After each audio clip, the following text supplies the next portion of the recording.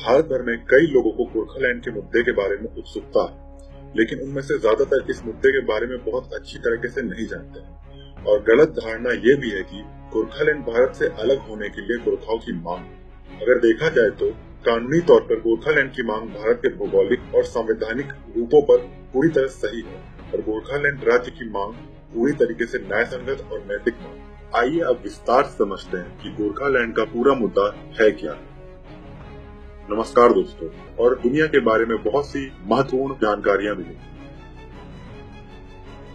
सबसे पहला प्रश्न जो उठता है वो ये है कि भारतीय संदर्भ में गोरखा लोग हैं। भारतीय संदर्भ में गोरखा नेपाली मूल के भारतीय नागरिक हैं जो पूरे भारत में रहते हैं। भारतीय संदर्भ में गोरखा शब्द का उपयोग नेपाल के नागरिकों और नेपाल मूल के भारतीयों के बीच में अंतर करने के लिए उपयोग है। कई बार लोग नेपाल के गोरखाली और भारत के गोरखाओं को एक समझते हैं। क्या गोरखा नेपाल से आके भारत में बसे हैं?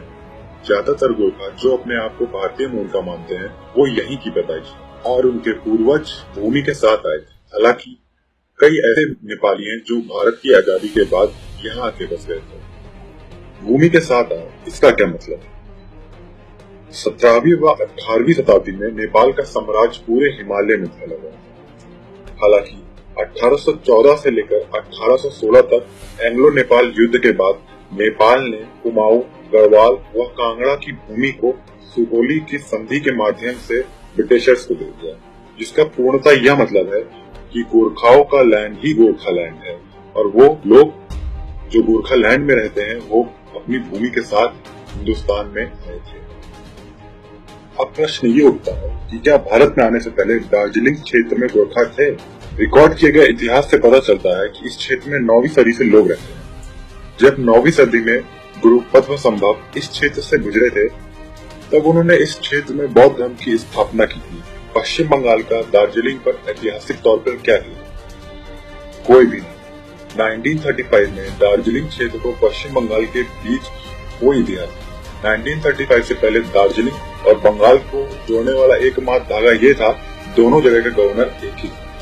हालांकि ध्यान में रखने वाली बात यह भी है कि 1905 में बंगाल के विभाजन के बाद दार्जिलिंग का प्रशासन 1905 से 1907 के बीच बिहार प्रेसिडेंसी के भागलपुर डिवीजन को सौंप दिया गया था, जिसके बाद दार्जिलिंग क्षेत्र के लिए एक अलग प्रशासनिक इकाई की मांग चालू हुई थी, जिसको हिलमैन एसोसिएशन द्वारा उठाया गया।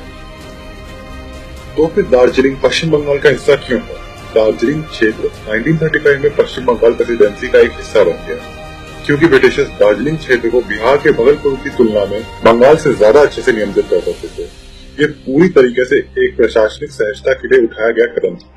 आप समझते हैं सबसे इम्पोर्टेंट सवाल, दार्जिलिंग में गोरखा लोग गोरखालैंड की मांग क्यों कर रहे हैं?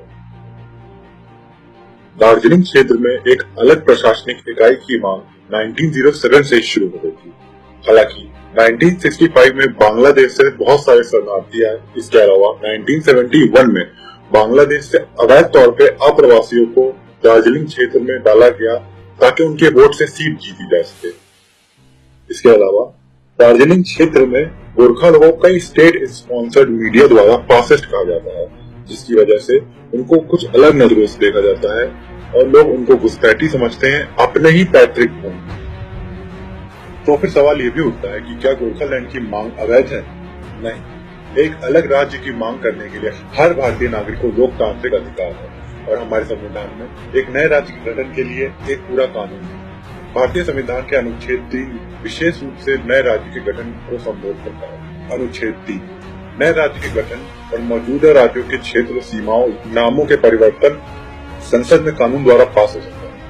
ये वो कानून है जिसके जरिए एक अलग राज्य की मांग की जा सकती है। इसलिए गोरखालैंड की मांग एक वैध मांग है।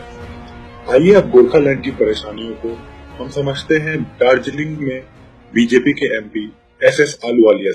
1907 से चला हुआ यह आंदोलन 29 बार इसमें विभिन्न रूप धारण किए हैं। सुभाष घिसिंग का वो आंदोलन जब उग्र हो गया, सैकड़ों लोग मारे गए पुलिस की गोली से और अंततः 1988 में दार्जिलिंग हिल गोरखा हिल काउंसिल बनाया गया।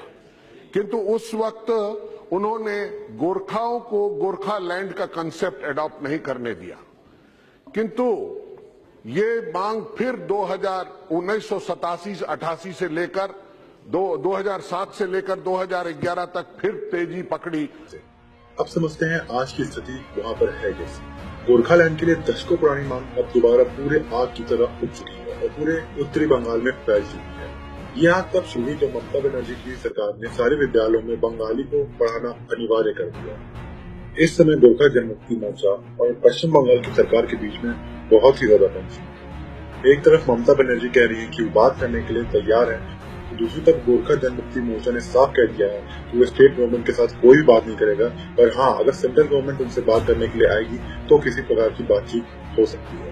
प्रधानमंत्री नरेंद्र मोदी गोरखालैंड के लिए सहानुभूति जता चुके हैं। साथ ही साथ राजनाथ सिंह ने भी अभी जल्द में ये कहा है, ये एक ऐसी डिमांड है जो बहुत दिनों से बकाया है। आपके हिसाब से गोरखालैंड को एक अलग स्टेट बनना चाहिए या नहीं? और क्या अगर ये स्टेट बन जाए तो ये अपने आप को संभाल पाएगा या नहीं? नीचे जरूर कमेंट करें और हमें अपने विचार बताएं।